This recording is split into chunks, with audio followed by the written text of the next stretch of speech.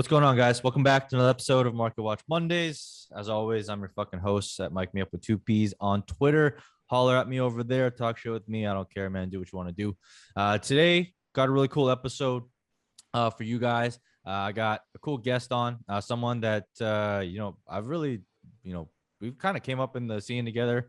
Not to say we're anywhere now compared to where we were. We're still just a couple random dudes on Twitter, but we kind of started off on Twitter space at the same time.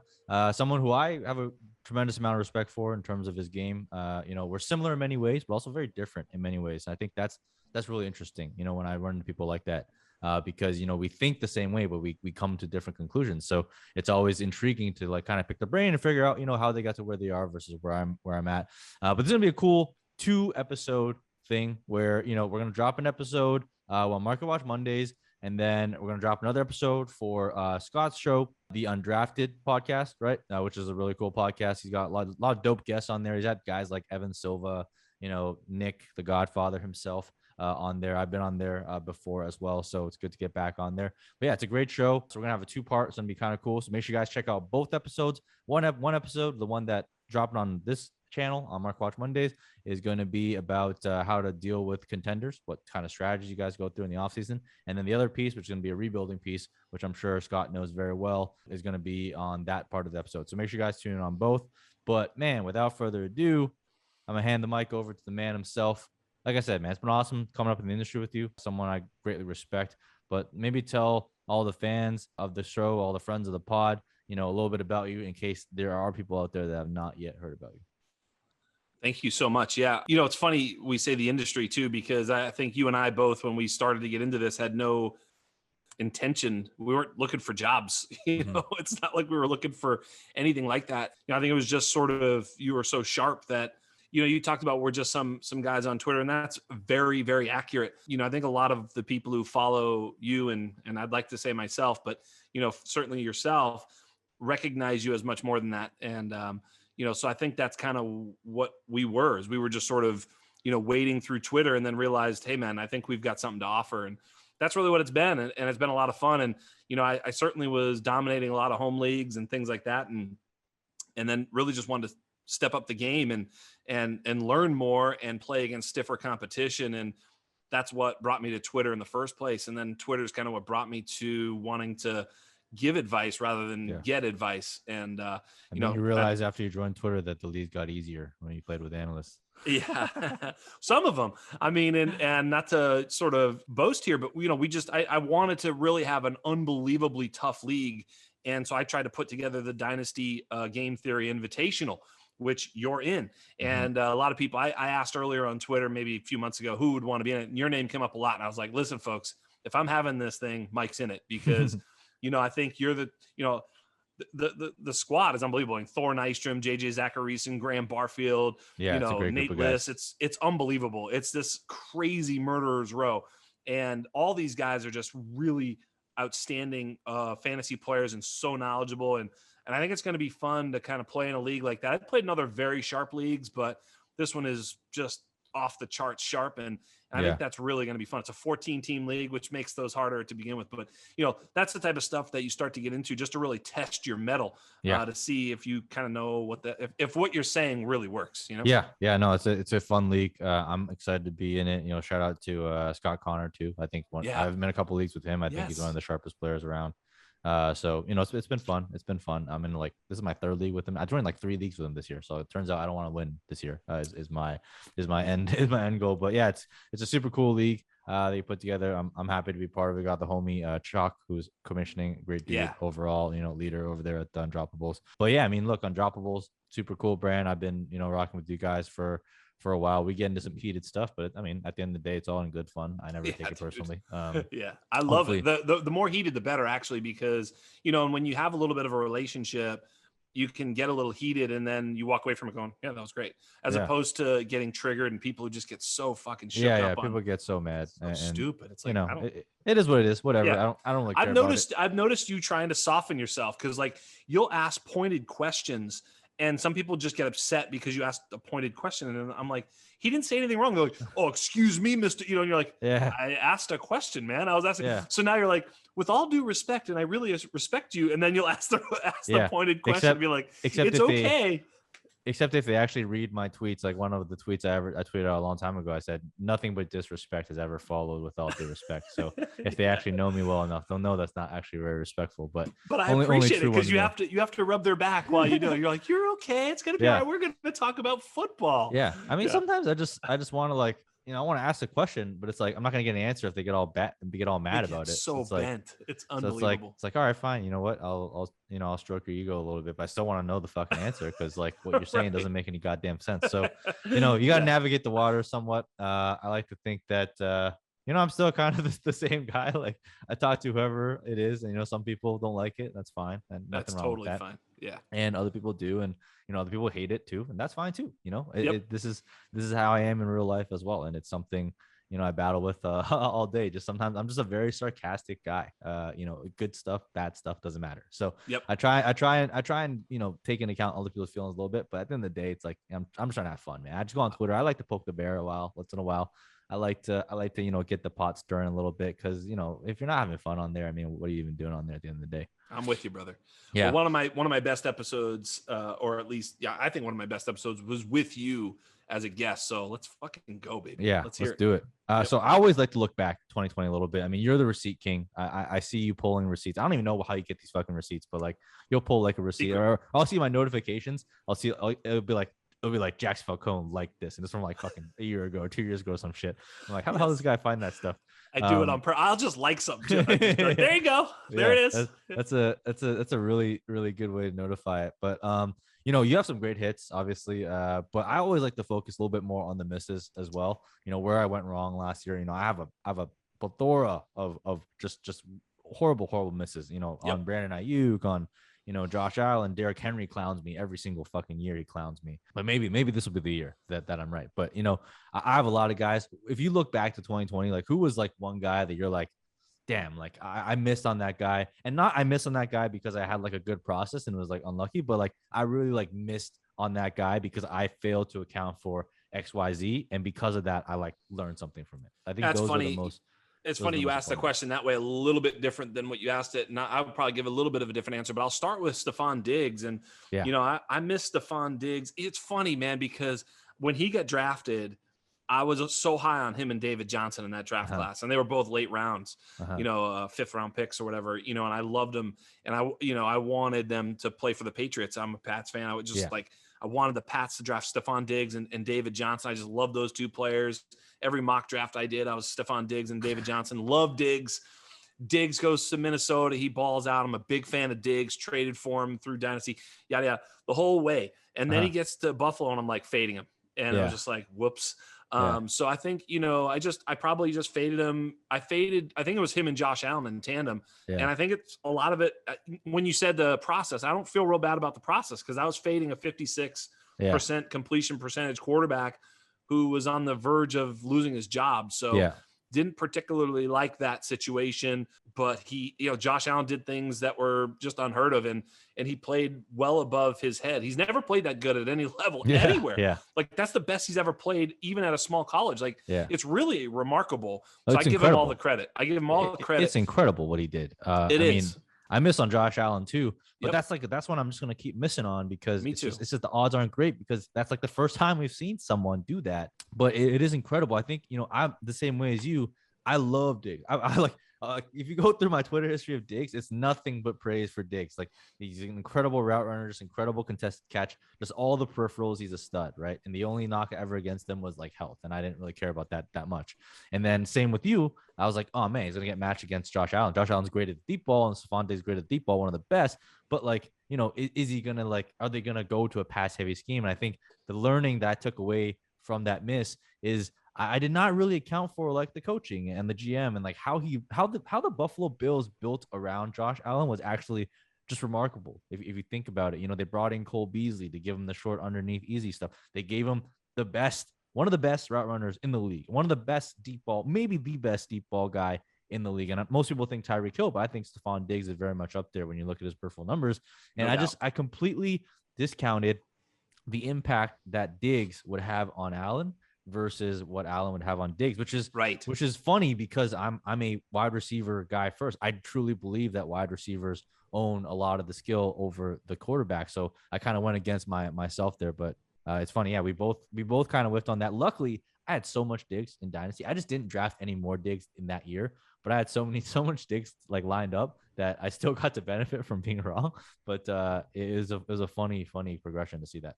Yeah, I think we both miss on rookies sometimes, which is actually not really missing at all. Yeah. Because like when you said Aiyuk, I could say Deontay Johnson a little bit and Mhm. players like that, but that's not even missing. It's just sort of because that's incoming player eval. You've got to play the odds. You can't be too far out in front. And I think Yeah. process wise, you got to put them in their spot and go with it. Yeah. And if you're like, nope, this is the next guy, man, Yeah. and you're a little too far out in front of it, you're going to miss all the other opportunities for other players. I probably did miss on Chase Claypool. That one I actually feel a little bit bad about because my process should have had him as a late second, early third sleeper, not as someone I was fading in those regions. So Yeah. I feel bad about missing him at his value. I should have been ahead of consensus there based off of pure upside. I mean, Yeah. so that was a miss. And that's actually one where I can go back and look at it and say, okay, where was my process? And I don't think my process was sound with Chase Claypool. I think I was fading him on things. Well, you're a film scout, I was fading him on film scouting. Yeah, exactly. Look, I'm the same way as you with Claypool, but the beauty of missing on a Claypool and an Aiyuk, and the reason why I hesitate to tailor my process too much is like, now that they've hit in a monster way, like the monster rookie hit, right? There's still people that aren't on board. So I can still get him for like a 6th round value, 5th round value. And like, I've been doing that all season long. And I'm okay to pay that, that higher price on them if it means I missed on all those other guys that didn't work out. So it's a little bit of trade-off there. But those are just two super. I love Chase Claypool now. I mean, I was totally fading him last year, and then I just pivot. I'm like, hey, look, this guy fucking balled out. He showed us what he can do in the NFL, and I'm on board. So it's always interesting. Like, some people love to like get in super early. They want to be the first one. They want to be like, yo, I found the sleeper. I drafted him in the 3rd. I drafted him in the 4th. Personally, I don't really care about that. I just care jumping on before they get to the top. That's all I care about, really. Can I ask you a couple of players I have ahead of him as to whether or not you would have him ahead of these players in Dynasty? Like Brandon Aiyuk. Do you have Aiyuk or Claypool? I have Aiyuk first. Do you have Judy or Claypool? I have Claypool. Okay, interesting. Deontay Johnson or Claypool? I have Claypool. Okay. All right, so you're way high on Aiyuk too, then, because you probably have him. I'm incredibly high on Aiyuk. Okay. That's not crazy. Is that the Matt Harmon reception? It's not. I was high on him before Matt Harmon, but Matt Harmon giving me the film input made me even more confident in that take. But his peripherals are great. I mean, just that type of rookie production is very, very rare. So and he's like really the only guy in the offense that actually has like the alpha upside, the guy that can actually eventually command like 140, 150 targets that all over the field and in the red zone. Like, he can play deep, he can play short, he can play outside, he can play inside. Like, it's very rare to get those types of guys. So I'm very much happy to just like jump in on him early. Does the offense scare you at all with Kittle coming back, Debo coming back, and potentially Trey Lance coming in and reducing the pass attempts and just kind of divvying up a smaller pie with more alpha type? Certainly Kittle's an alpha. I wouldn't go so far as to call Debo an alpha, but he's a good player. He's a good player. Don't get me wrong, but he's basically a running back. If you think about where he's getting used, but he's a monster. And I think anyone would be lying to say they're not concerned at all. But as you and I know very well, this is a dynasty game. I'm betting on the talent, and I'm betting on the talent of him, but I'm also betting on talent of Trey Lance. Like, maybe year one, Trey Lance not going to go on there and throw like 30, 40 times a game, obviously. Right. But if you look at Trey Lance's skill set, if anything, it boasts his upside, because Trey Lance throws fucking bombs. Like, that guy's arm talent is insane. So that's right. Just someone else who I absolutely loved. I loved Trey Lance before the draft, and then he landed in San Francisco. I'm like, damn it, I can't get any more stock in him because he's so expensive.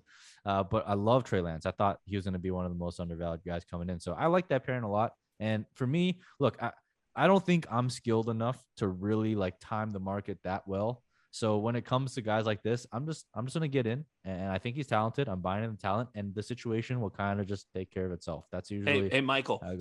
Speaking of his price going up, did you see where he was drafted in the Dynasty Game Theory Invitational? Trey Lance, yeah, He was drafted 10th overall Yeah. as quarterback 9. It was a run on quarterbacks. That's one of the things that we'll talk about, I'm sure. But yeah, you know, Dude. 10th overall, quarterback 9 yeah. in a dynasty startup, Trey Lance. And you know what? I don't think a single one of us sharps in there was like, idiot. Not one. None of us. I was like, oh, that's about exactly where I expected him to go. So yeah, we'll talk about QBs a little bit later, but I want to get into a little bit of process. So like I said, look, I have a ton of respect for you, mainly because of how you approach the game and you really understand the theory aspect, right? So I always talk about, like, you know, there's game theory, right? And then there's game theory includes everything. It's like market dynamics, economics, all that stuff. And then there's player analysis, right? I think for the most part, the majority of people playing fantasy football spend way too much time on player analysis. I'm probably like 80 percent of my time I'm spending on strategy. I'm studying my league mates. I'm studying, you know, the market. I'm studying all that stuff. And then 20% of the time I'm like talking about player evals and like looking at that stuff. In your eyes, and it's probably a dead giveaway that your Twitter handle is Dino Game Theory. But in your eyes, maybe explain why. What reigns supreme when it comes to dynasty success for you? There's no doubt it's game theory. I mean, you're leading me like perfect. But here's the thing: I was on Goat District Pod, and I mentioned this the other day. It's like we all fall into, especially on Twitter, on podcasts. The thing that kind of sells and the thing that's fun to talk about is player analysis, right? It's this guy or that guy. I mean, I'm guilty of it on my pods. Let me just tell you. Like, and also I don't always have someone like yourself or Scott Connor. Scott and you, and there's a few other guys out there who really want to dive into the edges and game theory and strategy and tactics and all the different things you can do to win in a dynasty league. But, you know, a lot of the guys, and this isn't a put down on them. You know, JJ's another one that can talk that way, but just a lot of guys just don't talk about that as much. And that's okay. I'm not going to drag them into it and, you know, talk about stuff they're not comfortable talking about on my show. But to answer your question specifically, you think about it, every single fantasy and every single dynasty player is thinking about player eval. All of them, 100% of them. Yeah. How many of them are thinking about the game theory and strategic edges? I don't know. But if you're one of those and you're playing upon those and preying upon those, you have a distinct advantage out the gate, even if you're just not good at them, but at least you're trying to employ strategic advantage. So yeah. And then if you're actually good at strategy games, that's what you need to do, is you need to take advantage of it in terms of what strategy is going to be the winning strategy for this particular league. Not every strategy is the same too, Michael. I mean, I don't mean to beat a dead horse here, but you know, the league we're in, 14 teams. It was supposed to be 12. It got expanded to 14. They didn't really change the lineups. Deep lineups. Yeah. It's going to reward depth. Yeah. You know, you and I both traded out of the first round to try and accrue more value because we know this. Now, the negative here is that this is also a quarterback league because it's super flex with 6 touchdown scoring. I mean, there's a lot of stuff going on here. So they're not crazy for moving up. And that's why quarterbacks accounted for all but 1 or 2 picks in the first round. I mean, but here's the point. You and I are seeing all this, you know, and so aren't the guys in this league. But a lot of times you're in some league, they're not seeing all this. Yeah. You know, how many starting roster spots, how many bench spots, and yada, yada, yada. So all these things have to be at least considered, if not calculated. Yeah, absolutely. I mean, and we talked about him before, but Scott, Charles Chill, FFB, he does a great job at this. I mean, I've had him on my pod before. I've been on his pod before. But, you know, you go into every league and people don't even pay attention to that stuff. Like, everyone just goes into the league. It's like, oh, it's another 12-team league. It's like the first thing I do, I'm sure the first thing you do, I'm guaranteeing the first thing that Scott does is goes in, he opens the scoring settings, he opens 100%. The lineups, and he does a quick calculation. It's like, how many people, like, how deep is this starting lineup? How many players do I need? How much depth do I need? And that really informs his trade up strategy and trading strategy. That really the same thing for me as well. And, you know, it's funny that, you know, me and him did a trade together, and like, everyone saw the trade and it's like, oh, that's like totally fair because he moved up to get a quarterback. But this is a league that has a super, super heavy quarterback scoring format. You get, you know, points for completions and negative points for incompletions. So very similar to Scott Fishbowl. So if you have a shitty quarterback that, you know, if you had like Josh Allen from years past, you're fucked, right? So there is a definite merit to trading up. And then there's also a merit to trading back. So it's kind of like, I love these types of leagues because it opens up everything for in terms of strategy. Like, there's really no particularly right way to win it. Like, you and I traded back, but doesn't mean that we have the best, No. advantage. It just means that we took that approach. And the reason why I took that approach is I saw, like, I'm like, dude, everyone's gonna go for QBs, and I don't want to be in an arms race on the same asset as everyone else. So I'm gonna try and do some other stuff, and maybe it'll work, maybe it won't, but we'll see. But I think it's just super interesting. And if it doesn't work, you'll have a quarterback at the top of the draft next year. Yeah, exactly. So, I mean, you will. I made my first pick in the back part of the second round. I got Alvin Kamara, and I can't complain, right? Right. Not really. When you get Alvin Kamara in the round and you got Saquon Barkley in the second round, when you're getting these types of running backs, it's like, I'm not going to complain. If I have to win now, that's fine too. You got to be. You always talk about staying taking in new information and staying Bayesian, and I think that really applies to leagues as well. So, it kind of along those same lines of taking in new information. Right now is peak training camp hype season. You go on Twitter, all I see is a video clip of someone burning someone else in shorts. Yes. Like, yo, see, I told you all this guy's gonna be good. Or like, oh man, this guy's a football player. Or like, oh, this guy's really good. This guy, I can't believe you guys are fading this guy. Meanwhile, nobody's fading him. It's probably it's probably like someone that everyone really likes, and stuff like that. So, how do you navigate the whole shitstorm of information that's flowing down your timeline? Do you pay attention to it, or do you just use it as entertainment? Like, what do you pay attention to during training camp time? Well, I'm definitely guilty of being a complete shithead about all these things on Twitter. I just want to clear that up. I don't want to take any sort of moral high ground in terms of that. Like, I'm retweeting CeeDee Lamb's like, who's fading this guy now? Like, definitely participating in that. Okay, I need to parse these two things. But then, but the truth is, I don't have a ton of CeeDee Lamb in best ball. I think his price is a little high in redraft. Not to say that he doesn't have ceiling, because he does, but just with Gallup and Cooper, I mean, this is an example, but with Gallup and Cooper and everything. So I'm, taking that CeeDee Lamb clip in that one, the one, that he's killing it. And I'm using that as just let it wash over me how wonderful he is. Like, but other things, it's like, I heard Cortland Sutton was limping around. It's like, oh my God. Well, that's different bits of information. Now he's made a great catch today. And I posted something today about Cortland Sutton. Just maybe I was a little bit too high on him, because I was way out in front of Cortland Sutton.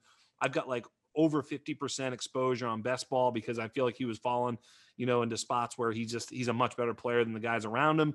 But if he's hurt, it doesn't matter. So I will look for injuries. I will look for a little bit of depth chart stuff. And that's about it. I try, put it this way. I try to be unaffected. That's my goal. But I can't help it. No, I mean, dude, at the end of the day, we all love football. Like, everyone's guilty of it. But like you said, I like what you said about parsing it. So there's like the Twitter and just, being part of the fun. No one wants to get left out. I completely understand that. And then there's the actual thinking of like taking information.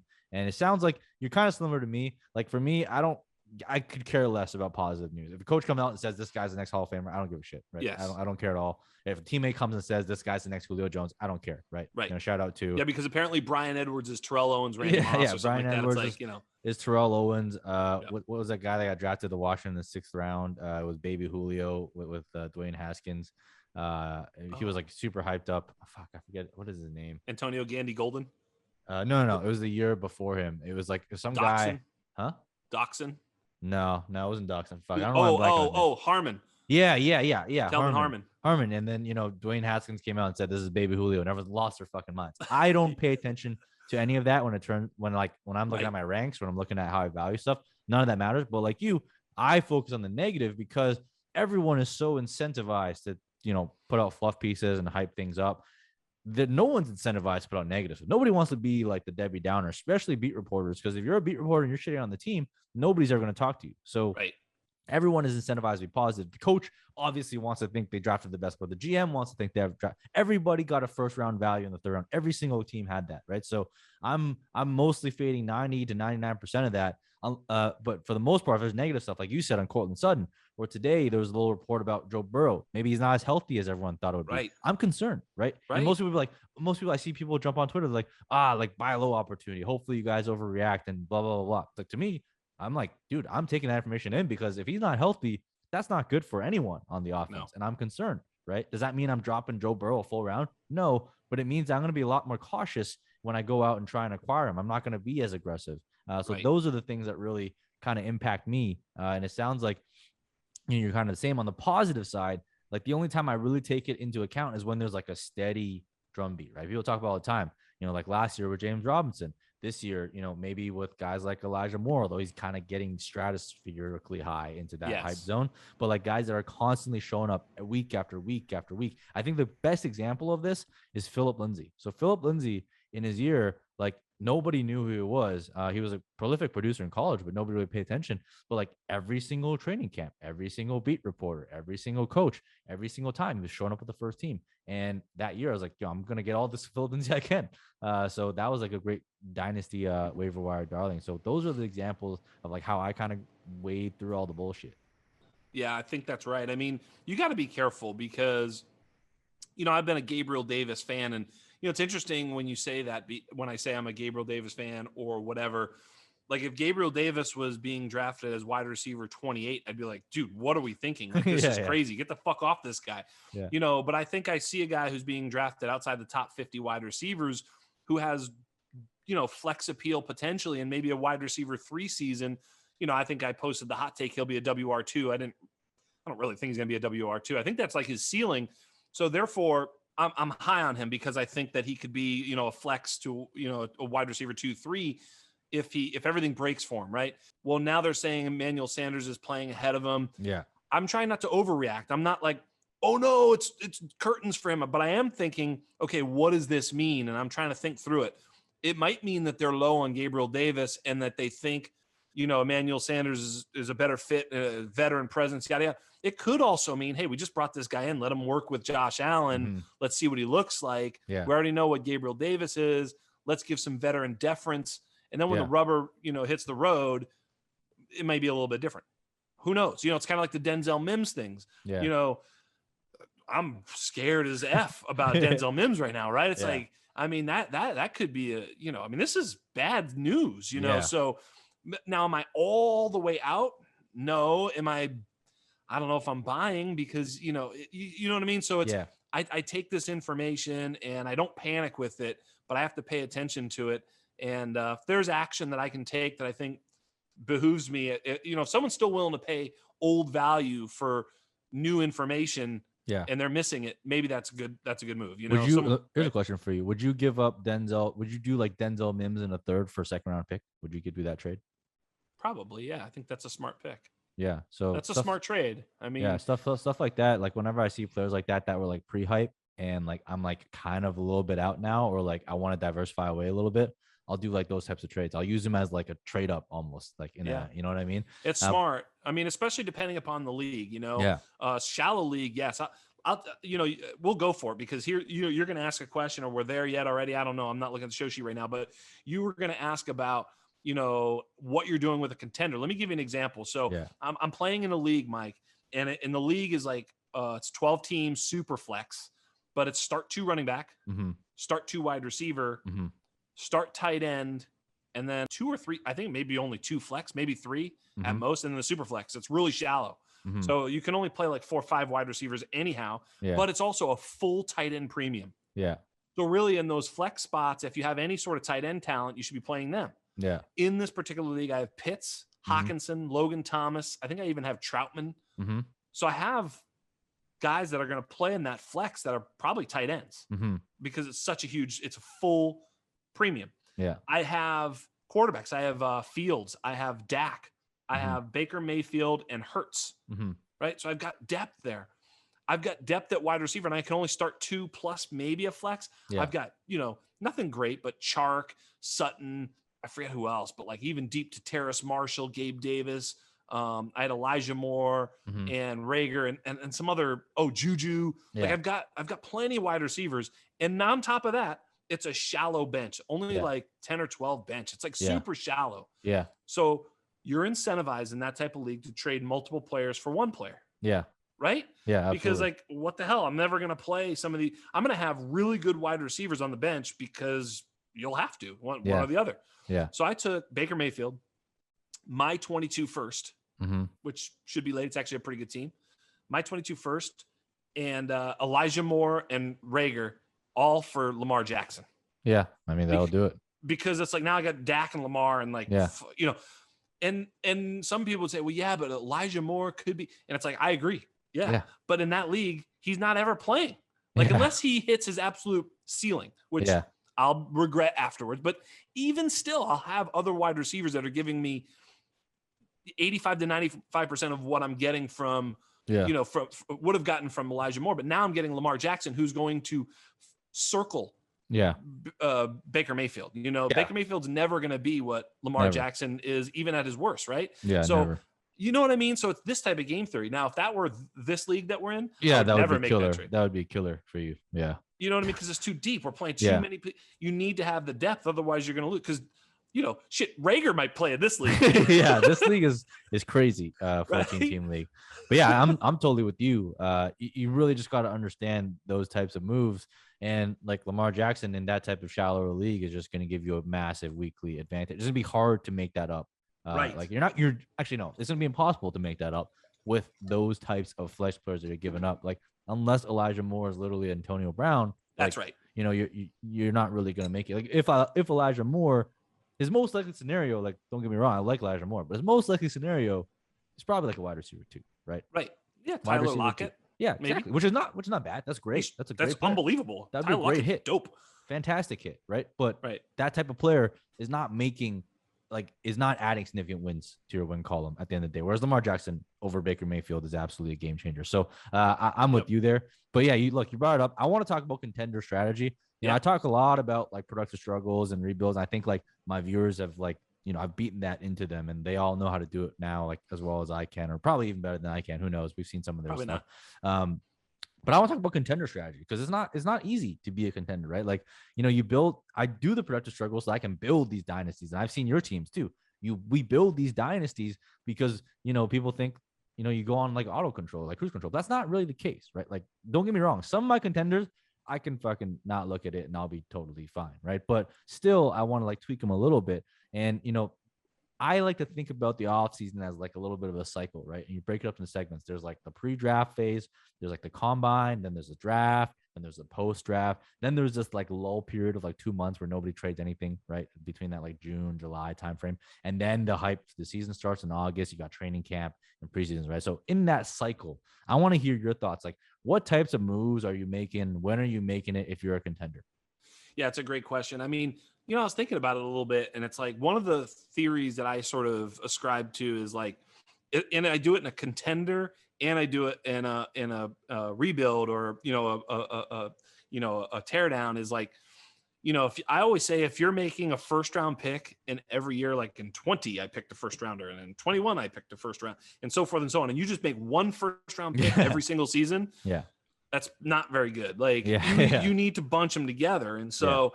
When I'm a contender, you know, I did this. I forget it was the Barkley, Chubb, Geis that draft. In one league, I had a really good team, and I had 2 first round picks, and the picks would have been Geis and Royce Freeman. Actually, and Royce Freeman, if you remember, was a top 6. Yeah. I remember the Royce Freeman. We weren't out on Royce Freeman, by the way. It was like he was like going to be. He was okay. He was ahead of Rojo and Kerryon Johnson. Like he was right there. In any event, I traded those 2 picks, and at the time, my competitor thought, because I traded to this, you know, my competitor, and I traded back into the second round, and I ended up getting like 3 future first round picks. Yeah. As a contender, I did this. Yeah. And a lot of people thought, oh man, you know, it really takes a lot of like, it's hard to do because you're staring at Darius Geis at the time, and you're like, that dude will fucking change.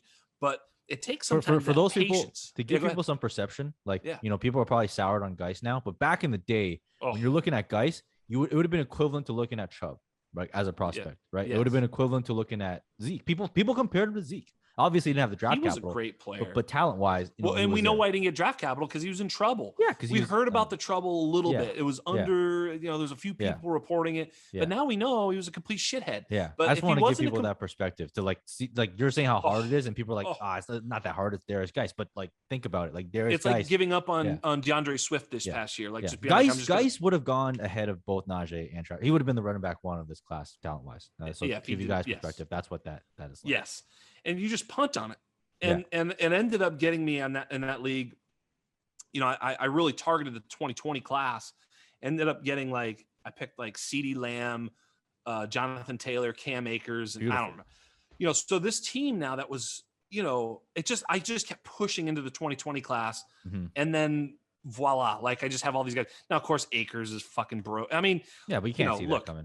Whatever. But the strategy worked perfectly insofar as I was able to, stack up now this young group, this young crop of players coming in. And I think you have to really think in those terms sometimes, like, especially if you can trade from like the 1.05 to the 2.05 and still pick up a future first. Yeah.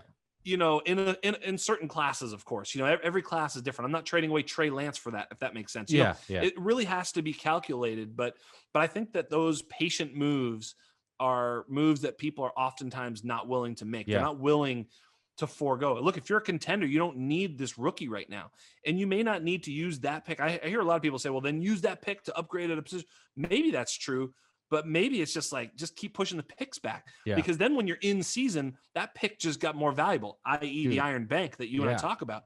So it's really just churning value and sort of watching your Iron Bank grow while you still have this dope contender. And if you lose players, some people get hurt, you have all these picks sitting there. So I think it's just, I don't know if I articulated that well, but I think you understand what I'm saying.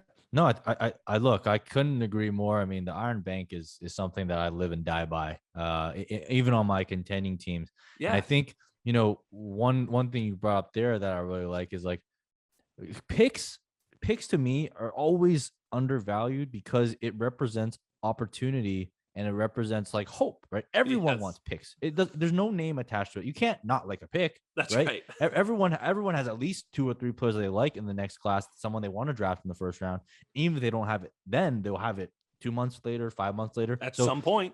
It is the most liquid currency that you can have. So as a contender, people think like, oh, I don't need picks. I'm like, no, that's completely false, because if you give up that pick for a player, you've basically erased all that option value. You no longer have any liquidity, because the only time that you can trade that player away is to someone else that also likes that player, that is willing to pay more than what you want. So your universe of trade just went from like this to like this, tiny.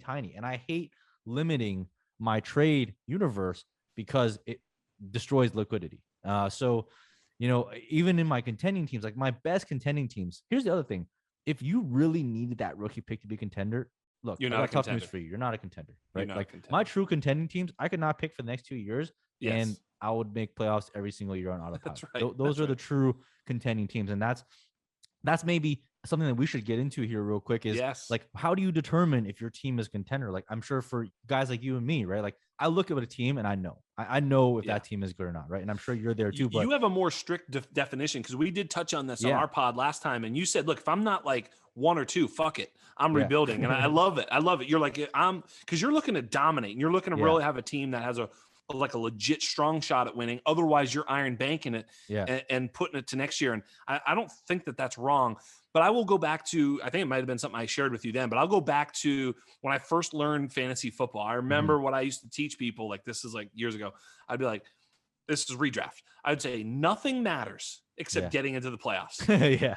Like, because nothing matters. Because then you win 2 or 3 games. Like, that's it. Yeah. Like, you can be a shitty team and win. Like, you've seen it. You've been in leagues where your team was the best team and didn't win the Super Bowl. Everybody's got this fucking sob story. Absolutely. Right? So, I mean, we've all been this team, juggernaut, badass. Oh, fucking this guy got hurt. Like, so the redraft strategy is cobble your way to the playoffs. Do whatever the fuck you need to do. Don't plan on the playoff schedule. Just get there and then hope you get lucky. And so I do look at my teams in a way where I do evaluate whether or not they're the team you're talking about, the true contender, or a middling team that may be able to get in and win. Like a middling team that could get in and not have a chance.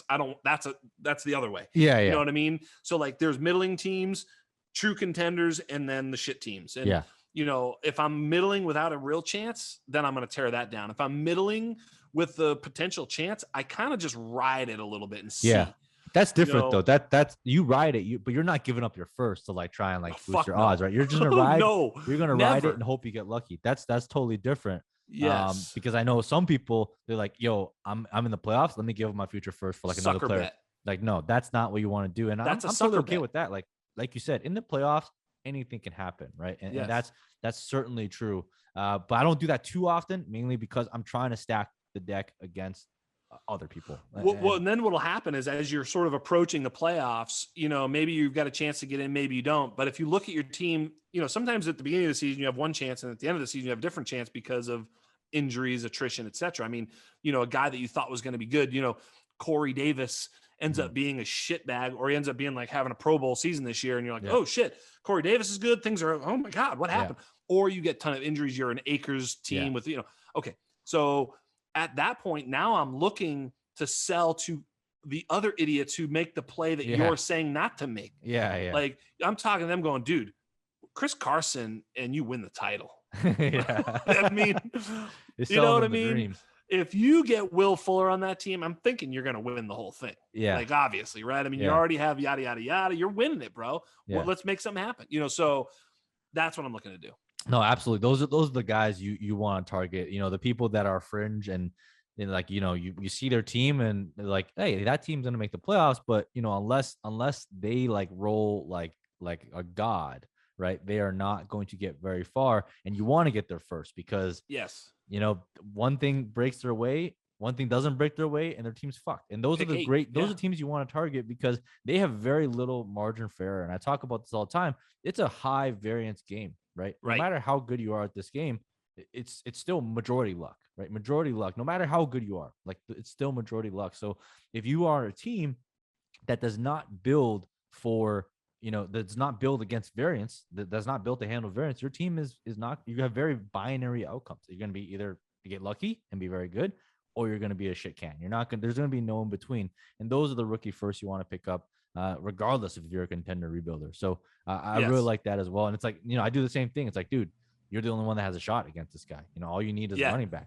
I like to do the all you need is, and look, I love Myles Gaskin isn't worth a first, but if I put Mooney in there, Mooney and Gaskin, you give me a first, you're going to win the whole thing. Yeah, you got a flex player and you got a running back one. That's all you needed. That's all you needed. So you guys got to be careful. Be careful of guys like Scott and myself that come with you. That come to you with the all you need is trades, because that's right. The chances are that's not all you need. You need a lot more than that. So I'm telling you, I'm giving you guys some inside details of how we work because I want you guys to look out for yourselves. But trust me when I say this, if you are trying to sell yourself on an all you need trade, you should not do that trade. And it's bad. It's bad for you in terms of the downside risk. It's very asymmetrical downside risk for you. And those are not the types of bets you want to make. But I'm interested here. Now, the type of bets I would make, though, if I'm maybe that type of player, is, hey, look, if I think I'm buying a player that next year would be worth at least what a first round pick would be worth.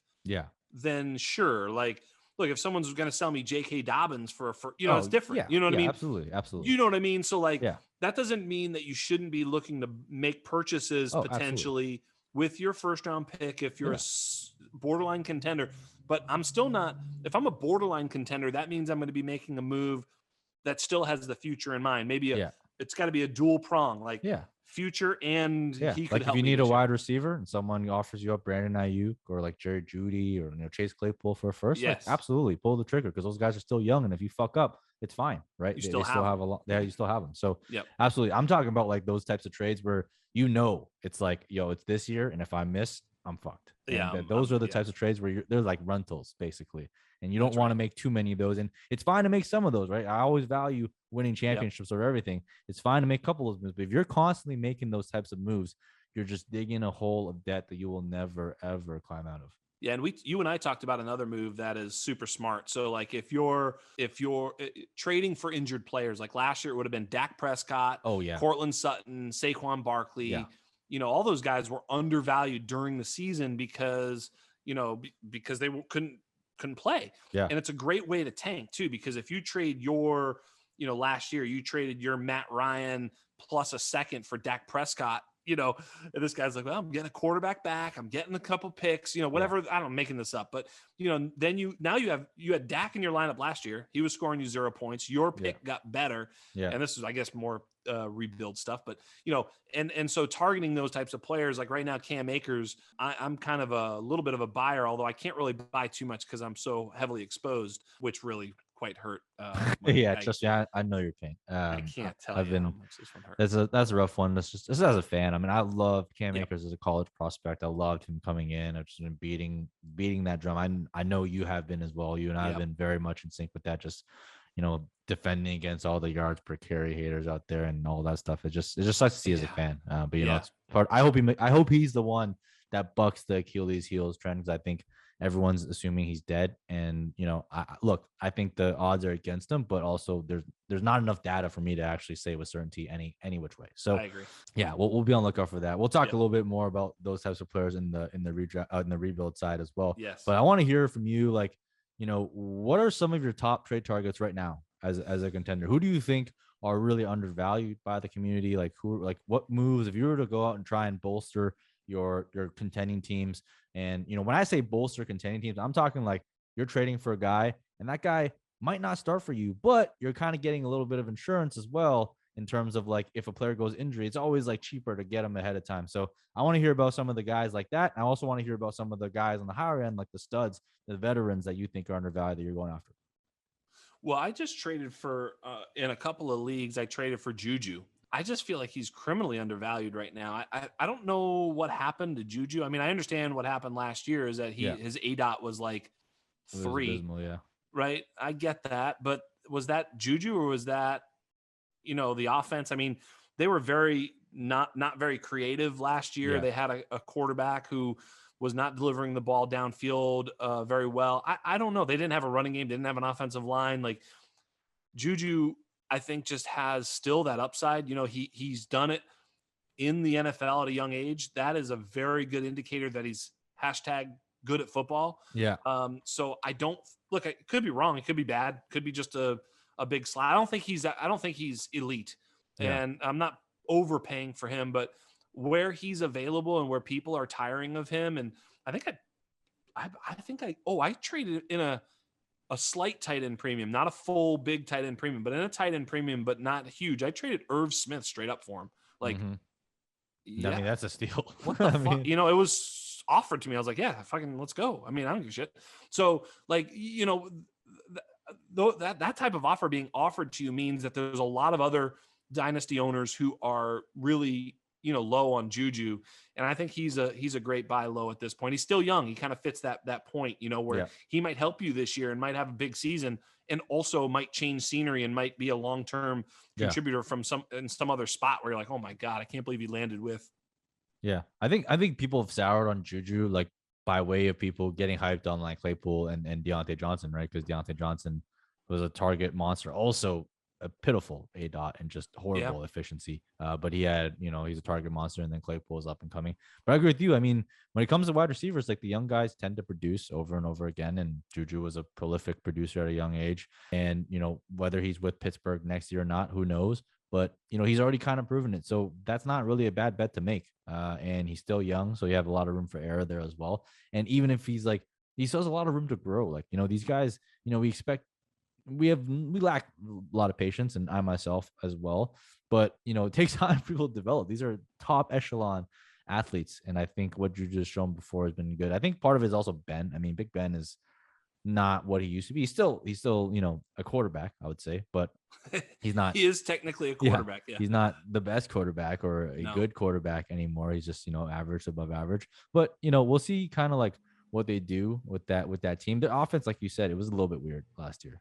So we're going to see how they like evolve with Najee there now, and kind of how they move along the season. But I like Juju too. I think Juju, people go like so extreme, right? Like I remember like Juju was the dynasty wide receiver 1 overall.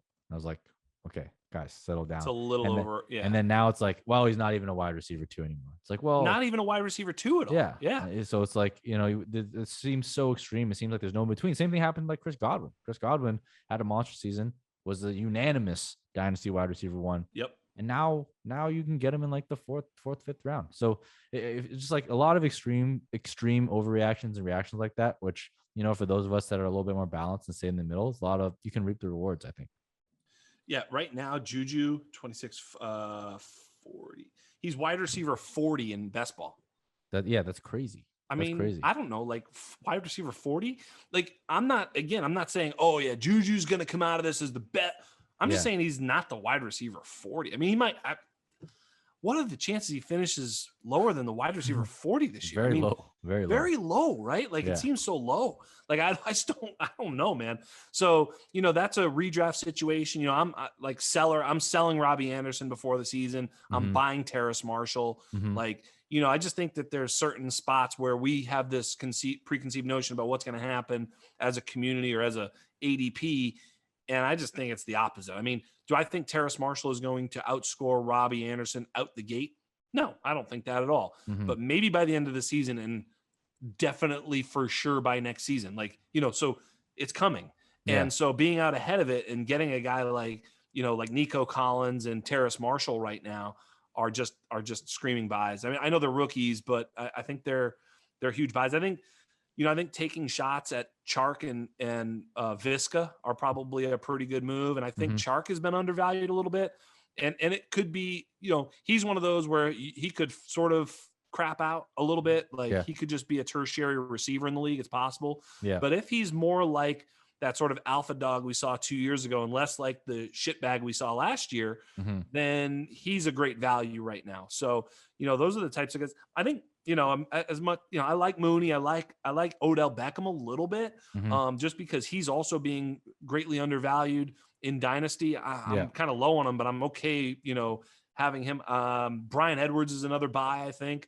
What about on the running back side? Like, is there any like aging that normally like people avoid them like the plague? But I think, there's a point where like, okay, we're avoiding them a little bit too much. But if you're like a contender, granted their shelf life isn't much longer than 1 or 2 years, so maybe as a rental, but like, are there any guys in that vein that kind of interest you to help you build some depth on the running back side? Fournette's interesting, right? I mean, I don't know what's going to happen in Tampa Bay, but he was very connected with Tom Brady in the playoffs and down the stretch. Yeah. So he's a player that I awful throughout the year. Like, God, so bad. So like Rojo, I've hated on Rojo forever. Like, he looked great, but he was fucking good. He was by far and away the best runner, and he got hurt, and then Leonard Fournette took over. So there's a lot of question marks in there, but man, Lenny was awful. I know, but then he was so good. He's set the record for most receptions or something in the playoffs or whatever. So, I mean, he's one. Latavius Murray is still a sleeper. I mean, I love Latavius Murray, dude. Right? I mean, so I'm a Gus Edwards, Latavius Murray kind of, look, the problem with New Orleans now is that offense could be bad, but I think if it's bad, it may be actually better for Latavius because it may be a ground and pound game with Taysom. That may be the way they try to control the game. Yeah. Gus Edwards is a J.K. Dobbins, and I'm knocking on wood, injury away from a real high ceiling. Because, I mean, he could be a 2 or 3 touchdown per game type of scorer. He could be a 2 or 3 touchdown per game type of scorer, in blips, right? Yeah. You're going to see a 12 carry, 68-yard, 3 touchdown game from Gus Edwards this year, right? I love Gus Edwards in best ball. Like I try and get him on a lot of teams. What are your thoughts on Melvin Gordon? So I just think that Javonte is so fucking good that he's going to be better than Melvin Gordon. And I've sort of made the point that I think Melvin Gordon, Javonte Williams will have the same type of inverse sort of performance season that we saw from Carlos Hyde, Nick Chubb back in the day when Chubb was a rookie. Chubb sort of started slow and then was like clearly the better back. And they sort of were forced because they had to give him so I think it's going to be the same thing. I think Melvin Gordon will slowly drift away. The other guy, you said him earlier, is Phillip Lindsay. He's a sneaky buy because he's behind David Johnson and Mark Ingram. Those guys are old. I don't know. Are they going to stay healthy all year? Probably not. I don't think so. I mean, right. So that's another one. There's a couple of guys back there that are like, if everything breaks for them, they could sort of have some value. I hate buying running backs like that. I like buying running backs in the draft. No, it's definitely a tough one to do. Personally, I like Javonte long term as well, but I think Melvin Gordon's got some wheels on him still. Maybe I'm like a little bit too high Melvin Gordon, but I don't think he was bad last year by any means. I think Javonte Williams definitely probably the long term solution there, but it's like I feel a lot more comfortable about betting on rookies that have a 2-down grinder in front of them. You know what I mean? So when there's a 2-down grinder in front of them, I'm like, okay, this rookie can kind of beat him out because Javonte, has some proficiency in the receiving game. But then I look at Melvin Gordon. It's like they brought him in as a receiving back. He has proven that he's a good receiving back, and he's a goal line back. So I feel like it's gonna be really messy there for like the first, and it's like a Drew Lock or Teddy Bridgewater led offense. So it's like you're slicing up a pie that's not. And we talked about this on Twitter. I think our expectations for Javonte are actually very similar in terms of what his production will be. But I think that'll be a really cool one to monitor. Like I've been getting a lot of Melvin Gordon best ball just because I feel like it's going to be a little bit of a messier start than people think, and it's I think possible, Melvin Gordon man. might benefit. Melvin Gordon's one of those guys, like, as soon as he does anything in Dynasty, though, I'm looking to like get off him because it's just a ticking time bomb. Yeah. But you're right, though. I mean, he could have a big season. That's the thing with the running backs. It's like, I just hate paying for running backs in Dynasty when they're 26, 27, 28, because even the good ones could be done, like Todd Gurley. I mean, it's not like, I mean, who's Todd Gurley right now? Like 2.5 years ago, he was the MVP of the world. Like it happens quick, And so I think he's only like 26. I hate to do the age thing when he's like a fucking broken old man, but I'm looking at it up his now. knees are like 80. So that's kind of where it's he's 27, just turned 27. But it's sad. But I mean, he was the man, and then he's gone. So the running backs, can be eviscerated. I've said this before. This is a dynasty game theory thing, and I know you know this, but I'll share it and you can tell me your thoughts. It's like, when a dope running back comes in, they eviscerate the guy that's there in front of them. When a dope wide receiver comes in, they just play together. Like, Amari Cooper, CeeDee Lamb, like even Gallup, they're all valuable. If Gallup were a running back and CeeDee Lamb were a running back, Gallup would be dead. He wouldn't have any, what would he do? I mean, it's like Marlon Mack and JT. I mean, not, Taylor, do you know what I mean? Like they eviscerate him. So the running backs can just lose their job and have no role. Yeah, it's the riskiest asset. For sure. Yes, a very risky asset. So I try to really sell all my running backs if I'm a rebuild team and a contender. I'm just looking to, optimize running back and sell them, man. They're just, there's ticking time bombs. Yeah, for sure. So look, that kind of closes out the strategy portion. So, but I want to ask you a couple questions. So we talked a little bit about the Dino Theory Invitational Dynasty League that we're in together. We got Graham Barfield, we got Justin Boone, we got Nate List, we got JJ Zacharyson, you, me, Scott Connor, we got Thor, we got Pat Fitzmaurice. Yeah, Pat, and then we got Danny Kelly, Pat Carrain. So look, it's a lot of people. Izzy Elkafaz. Scott Connor. I've played with a couple of them. I haven't played with a couple of them, so I'm excited to see what happens. Who are you like most concerned with in this league? You. Come on. Nah, man, it can't be me. I'm just a guy. What? Just a guy. That's all you are. No, but it's interesting. I mean, one thing that was fun is, Scott Connor, who you just mentioned how you respect him so much, is a trade up guy.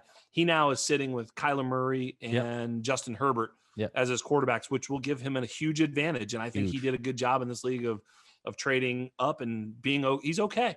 He's going to be just fine. Shane also traded up, and he's got Trevor Lawrence and Patrick Mahomes. Mm-hmm. Those are going to be formidable teams, So here you and I are sitting here with, Alvin Kamara. You only have Kamara. I only have Barkley. I mean, two broken old running backs, and we're just stupid donkeys in this league. So we're gonna get run over for sure. But we'll have the first 2 picks next year. We'll fight over Rattler and the North Carolina kid, and we'll be fine. Yeah, exactly. Look, it's gonna be a fun league, man. I'm excited to see how this one plays out. Like I said, there's a lot of ways to go, and I don't know what the right way is. I'm kind of testing and playing around with how we go here, but it'll be interesting to see how it plays out. Who's the hard? Oh, go ahead. I'm sorry. No, go ahead. I was just gonna say the hardest thing is, generally speaking, when we're trying to employ our strategy in almost every league, especially if you're playing home leagues or whatever, random Twitter leagues here and there, listener leagues, whatever, just general leagues. There's always I won't call them donkeys, but there's always a couple of guys who are willing to overpay to move up. Yeah. And in this league, there just isn't. Yeah. There's nobody willing to overpay. You're only going to get fair trades. And I love that. I don't have to worry about sometimes I get notifications in leagues where I know there's donkeys and I know there's guys that just go out to fleece people all the time. Yeah. And I'm like, I don't want to see what this trade is. Someone just got fleeced. I'm not going to be too worried about that in this league, I don't think. No. The trade that me and Boone made, I can't tell you, man. I really like moving back, and it was the spot where he took Trey Lance, and I was able to move back. I moved way back. I mean, normally I would not move back that far, and he was nowhere close to making that offer at the beginning. I mean, he was so far back. I'm like, bro, I'm not a mark here, bro. And he's like, he's just so nice. But it was it was awesome because there was no terse words or anything. We just really fucking you just don't get negotiated offended, man. hard, man. It was awesome. Yeah. And we both loved it. We were in the DMs just being like, dude, this is amazing, because neither one of us was giving an inch. And it was like, finally, this is a little trick here, and he did not allow it to happen. Whenever I'm in a negotiation like that, where it's like a little bit back, a little bit forth, a little bit, you're however far apart you are on the deal, and then you each kind of volley closer to the other, I always want the other person to accept. Yeah. Because that means that my little advantage was the one that was accepted, right? Yeah. And like every time I would just ask for fucking this much away from his final offer, he'd be like, nah, I'm like, fuck you. So I had to accept his offer. So I have to give him a lot of credit. Like he was super, super, cheap. And that's a good thing. You do want to be able to win those little micro margins. You don't want to get fleeced. And, of course, I'm always not trying to fleece someone, but I'm definitely trying to win that trade, that transactional trade. I'm not trading for a player. I've said this before, Mike, in times of accelerated trade volume, right? When there's a lot of trades happening, in those moments, like in a startup, you want to win those trades. And I don't mean win by like a lot, but just win on the margins, because because there's so much volume that you're now accruing a great deal of value because you won 10 trades by a little bit, right? And I always say, if you're selling a player, you should get paid. And if you're buying a player, be prepared to pay. Yeah. Right? It's okay. Like what I did with Lamar Jackson. Some people would look at that and be like, that's kind of a lot. I got Lamar Jackson. For, man. You get what you pay for. People are like, oh, like you paid so much. Like, yeah, it's fucking Lamar Jackson. What do you like? I'm buying a goddamn Lambo. I'm not buying a freaking Toyota. You know what I mean? Pay up. So you got to pay up. You can't be afraid. Can't be afraid to trade. Pay can't be up afraid to for pay a player, but don't pay up for transactional trades, because if you do that too often, you're going to ruin all your value of your team. Absolutely. Like those micro, like it's like you want to do trades where you're giving up $1, you're getting like $1.05 back, because you do enough of those. Next thing you know, you have another $1. So that's right. So that's kind of how you think about it. You're not trying to fleece anyone. You're trying to make fair trades, but you're just trying to get a little bit of an edge every single time. And eventually, like, you maybe one time you get like a 3rd round pick. Next time you get another 3rd round pick, and you get another 3rd round pick. You get a second, third swap. You have a 2nd round pick, right? Yeah, you get a 2nd, 3rd swap. Yeah, exactly. And then eventually you work that up, micro work it up to like a 1st. I do that all the time. Like in a lot of my startups, I'll move back a couple picks and I'll do it for like a 3rd round pick, because I don't care. Like I think this player and this player are equivalent.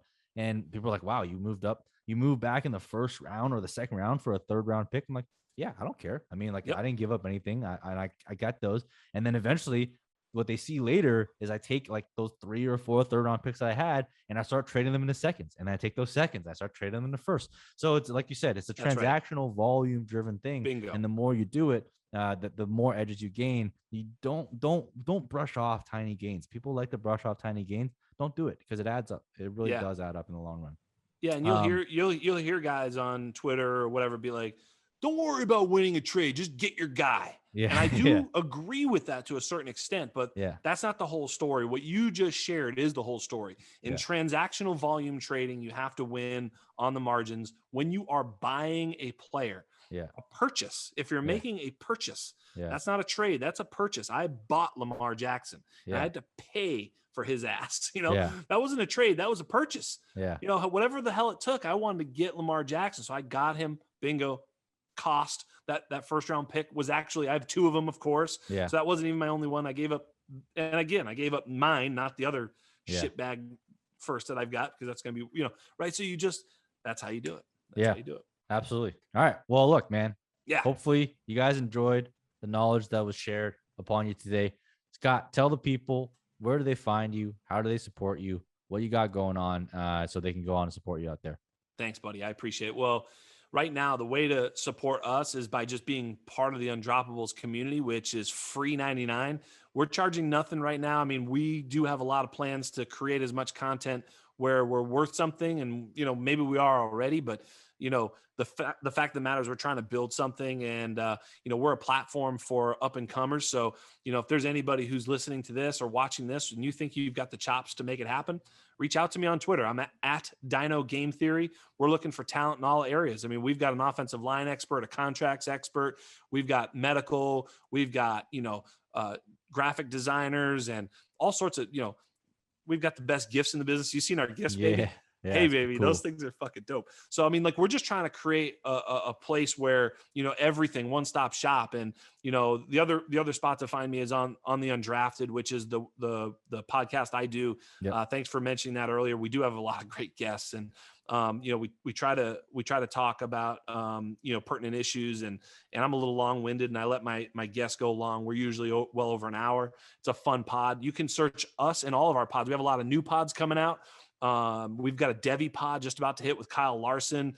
We've got a lot of stuff going on. So just search The Undroppables, whether it be on Spotify or on iTunes or wherever else you find podcasts, and you'll find my podcast, The Undrafted, as well as the rest of the Undroppables shows. Yeah, I'll have all that linked in the comments below for those you guys want to check it out, and I highly recommend you do check it out. They spit some great knowledge over there. I love the Undroppables. I mean, I've been with you guys from the beginning as well, and you're one of the Undroppables. I love what you guys are doing, and like you said, you guys find great talent. I mean, you guys had Edwin. Now he's at fantasy points with Graham Barfield and them. So a lot of up and comers, a lot of people that Adam Hutchinson's now at 4 for 4. Yeah, Adam Hutchinson. Yeah, a lot. You guys have been responsible for injecting a lot of young talent and just great people in the community. So we love you guys for that. But that's all we got for you guys for this week's Market Watch Mondays. Make sure again you hop on over to the Undrafted podcast, where I will be guesting there, and we'll talk about the rebuilds a little bit. Scott and I are going to hop on the mic over there, just after this to kind of go on. And as always, if you enjoyed, go on, follow me at Mike Me Up with 2 Ps, hit the thumbs up, hit the subscribe, hit the notifications button so you know when good shit is about to drop, and hit your film screens. All right. So that's all I got for you guys. And then again, always, if you guys want to become Dynasty degens like me and just focus on strategy and kind of up your game, hop on over to patreon.com/rpack. Got about 330 something people in there, always talking Dynasty strategy, and it's going to be lit. So until next time, peace.